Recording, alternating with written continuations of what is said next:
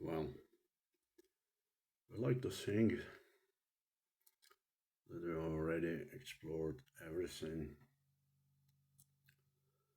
that there are no mysteries left on Earth, no shadows on the map. But think about this.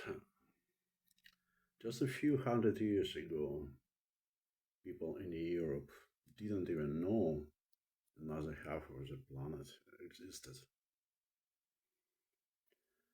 Then one day, someone saw land, a new world, America. It wasn't really new.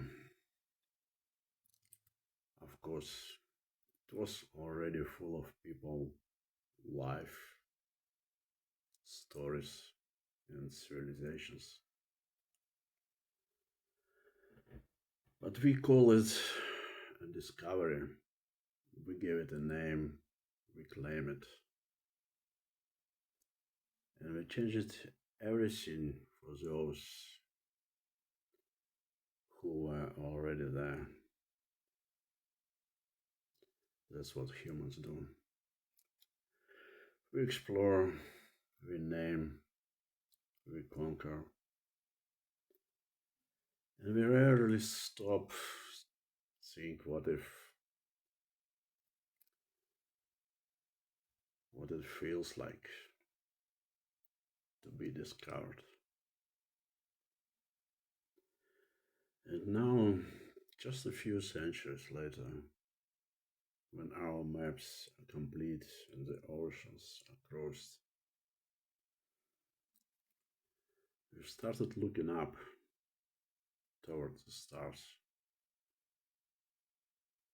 Maybe we're about to learn what it feels like to be on the other side of discovery. A few years ago, astronomers noticed something strange. A faint light moving across the sky, but not on a normal orbit. It was going too fast. Its path wasn't circular, not even elliptical. It was hyperbolic,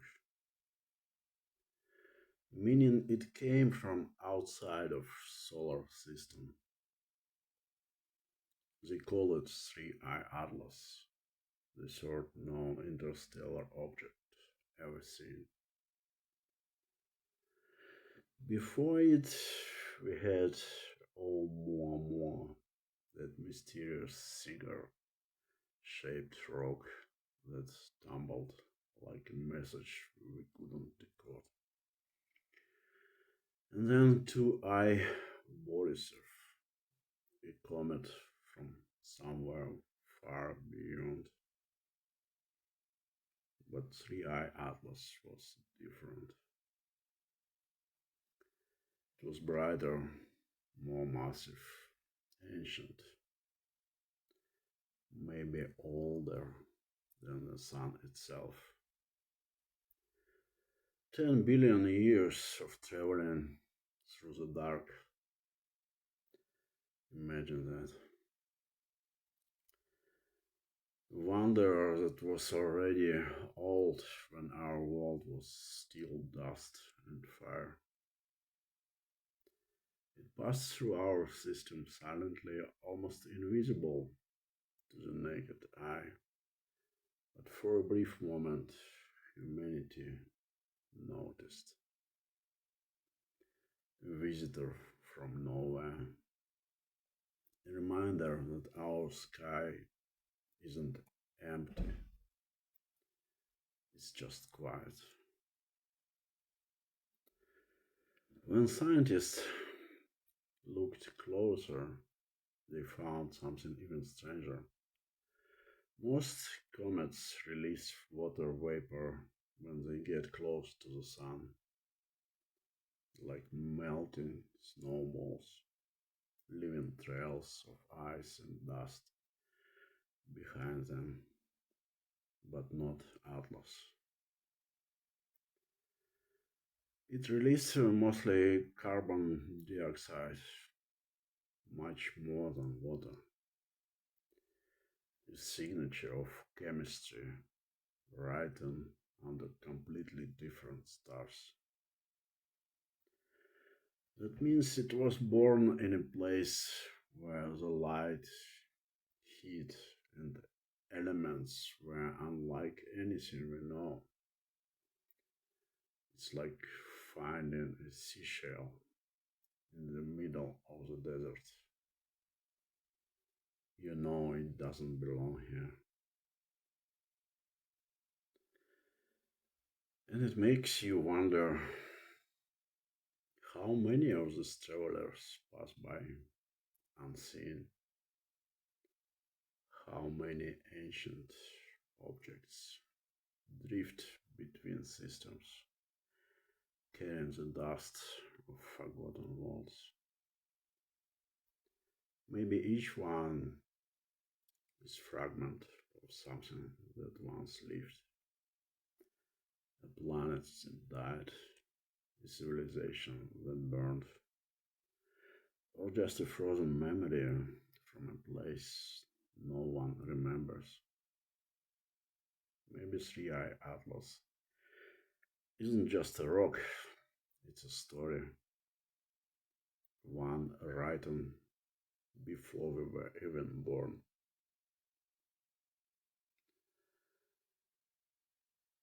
Sometimes I think about perspective. When Europeans arrived to America, they thought they'd made a great discovery. But for the people already there, it was the end of their world.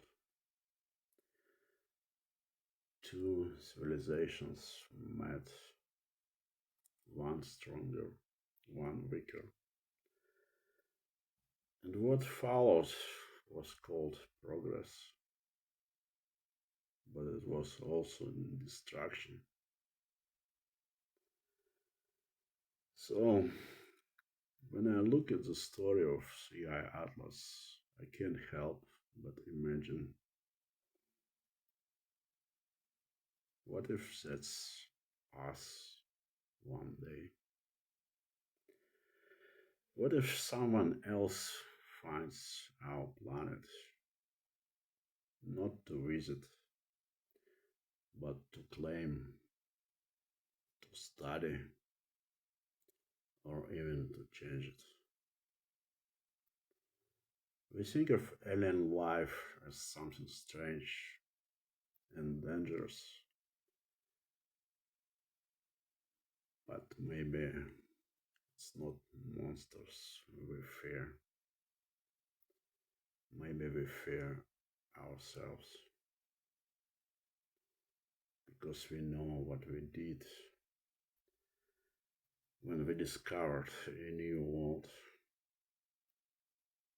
And if someone comes to discover ours, maybe they'll do the same.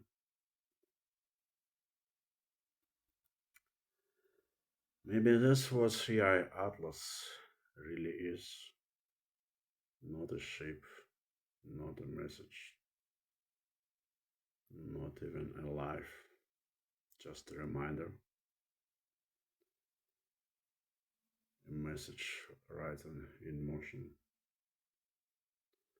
that we are not alone in this universe and that the universe is not ours to own. It's older, colder, and more mysterious than we can imagine. Every time an object like Atlas passes through, It's like the cosmos whispering, you are part of something larger. You are not the first,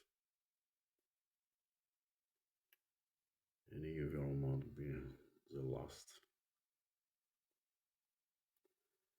Maybe one day we'll send our own ships into the dark, and they too will drift for billions of years, passing by alien suns, being watched by someone else, wondering who we were. And they ask the same question we ask now.